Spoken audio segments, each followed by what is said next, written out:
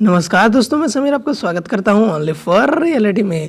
दोस्तों 12 साल के इतिहास में तारक मेहता का उल्टा चश्मा में पहली बार ऐसा हुआ है कि दो कैरेक्टर को एक साथ रिप्लेस किया गया हो। खैर दोस्तों, चलिए बात करते हैं आज की एपिसोड की।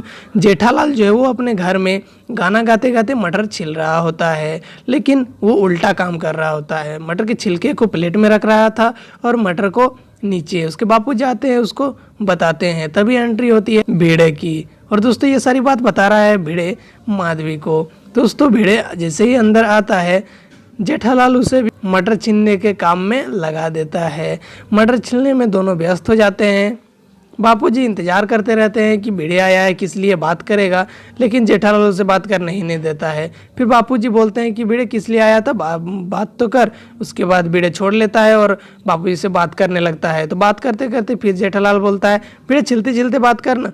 फिर बात करने लगता है कि गणेश उत्सव आ रहा है, तो उसका तैयारी किस टाइप से करेंगे उसके बारे में आप लोगों से सलाह लेने आया। अभी इतना बात आता है तो जेठालाल और बापूजी बोलने लगते हैं कि तुम तो अपने से ही अच्छे से ही सब कुछ संभाल लोगे, हम लोगों की क्या ज़रूरत है। वो लोग दोनों हाथ खड़े कर देते हैं। उसके बाद जेठालाल के बापूजी बोलते हैं कि भिड़े तुम मुझे बहुत ज़्यादा पसंद आते हो, कभी कभी मन करता है कि मैं तुझे गोद ले लूँगा। दोस्तों इसके बारे में मैं आपको पहले भी वीडियो में बता चुका हूँ कि यही सीन आने वाला था।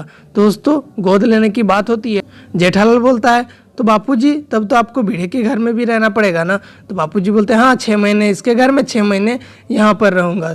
तो जेठालाल बोलता है तो बापूजी हम लोग तीनों जाके रहेंगे भिड़े के घर में ही। फिर भिड़े समझाता है कि नहीं, कागज पत्र का कोई जरूरत नहीं है, मैं तो ऐसे भी आपको बापूजी ही मानता हूँ। ऐसे ही बापूजी बोलते हैं कि अच्छा भिड़े तू जा। और दौड़ता हुआ भिड़े निकल जाता है जेठालाल के घर से। और फिर ये सारे बात बता रहा था माधवी को। उसके बाद वो बताता है कि मैं गया अब तारक मेहता के घर में। तारक मेहता के घर में जाने के बाद मेथी रखा हुआ होता है। जैसे ही तारक मेहता बोलता है भिड़े एक काम है, तो वो डायरेक्ट मेथी लेकर के छीलने के लिए बैठ जाता है। तभी एंट्री होती है नई अंजलि भाभी की। अंजलि भाभी बोलती है भिड़े भाई आप ये क्या कर रहे हैं, ये तो मेरा काम है, आप ये क्यों कर रहे हैं। तो वो बोलता है कि मेहता साहब ने ही तो बोला। तो मेहता साहब बोलते हैं अरे भिड़े मैं ये नहीं बोल रहा था, मैं दूसरा काम बोल रहा था। अच्छा बोल किस काम से आया था। तो वो बताने लगता है गणेश उत्सव आ रहा है तो उसकी तैयारी की बात करना था। मेहता साहब डायरेक्ट जवाब दे देते हैं कि भिड़े तुम आगे बढ़ते रहो, हम तुम्हारे पीछे हैं। और वहाँ से भी वो निकल जाता है। उसके बाद फिर माधवी को बताता है भिड़े कि मैं अब गया उसके बाद सौड़ी के घर में। और सौड़ी के घर में जाने के तुरंत ही जैसे ही गेट खुलता है तैसे ही एंट्री होती है नए सौड़ी की।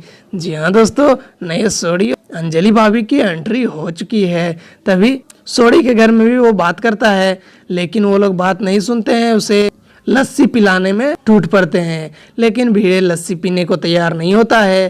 तभी आधा आधा गिलास कर लेते हैं और भिड़े फिर भी सोचता है ये तो पूरा गिलास फिर भी है, क्योंकि बहुत बड़ा गिलास में वो लोग लस्सी बनाते हैं ना। उसके बाद वो फिर से पीता है, बहुत ही ज़बरदस्ती पी लेता है। उसके बाद से ही बात करता है गणेश उत्सव की।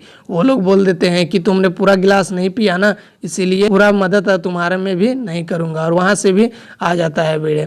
उसके बाद आने के बाद माधवी उसे एक आइडिया बताती है, लेकिन पूरे मस्ती के साथ आइडिया को पसंद आ जाता है भिड़े को। और फिर भिड़े वहाँ से निकल जाता है सोसाइटी कंपाउंड की ओर। जैसे ही कंपाउंड में पहुँचता है वो एक लाउड स्पीकर लेकर के रहता है। लाउड स्पीकर पे पूरा चिल्ला चिल्ला के सबका नाम पुकारता है, सबको बाहर आने के लिए बोलता है। तभी सब एक एक करके बाहर आते हैं। बाहर आके पूछते हैं कि क्या हुआ भिड़े, जल्दी बता ना, इतना सुबह सुबह लाउड स्पीकर में कोई बात करता है क्या। तो भिड़े बोलता है कि आपातकालीन मीटिंग है, आप लोग सब नीचे आ जाइए। तभी लोग पूछते हैं कि क्या बात है, बताओ ना बताओ। भिड़े बोलता है कि अरे सबको तो आ जाने दो ना, जेठालाल अभी तक नहीं आया है। बापूजी भी बाहर आ जाते हैं। पोपटलाल और सभी लोग बोलने लगते हैं कि जेठालाल तो अभी तक सो रहा होगा ना, तो अभी तक सो ही रहा होगा, वो तो अभी तक जागा नहीं होगा। तभी बापूजी जाते हैं जेठालाल के कमरे में। जेठालाल के कमरे में जाने के बाद जेठालाल को जगाते हैं। तो जेठालाल के जैसे ही उठता है बापूजी उसे पानी डालकर मुंह में जगाते हैं। तो जेठालाल उठ के बोलने लगता है, बापूजी आपके कमरे में भी लीकेज हो गया है क्या? मेरे कमरे में लीकेज हो गया, ऊपर से पानी गिर रहा था। उसे यही नहीं पता है कि उसके बापूजी ने ही उसे पानी छिड़का था। फिर उसके बापूजी बताते हैं, और जैसे ही जेठालाल नीचे उतरता है दोनों गिर जाते हैं अपने पलंग के ऊपर में। फिर से दोनों संभलते हैं, जेठिया को थोड़ी डांट पड़ती है और फिर वो आ जाते हैं बालकनी में आने के बाद हो जाता है एपिसोड का एंड। और दोस्तों नेक्स्ट एपिसोड में आपको बहुत ही ज़्यादा मज़ा आने वाला है, क्योंकि दोस्तों भिड़े बात करने वाला है गणेश उत्सव की प्लान के बारे में, लेकिन कोई मदद करने को तैयार नहीं होता है।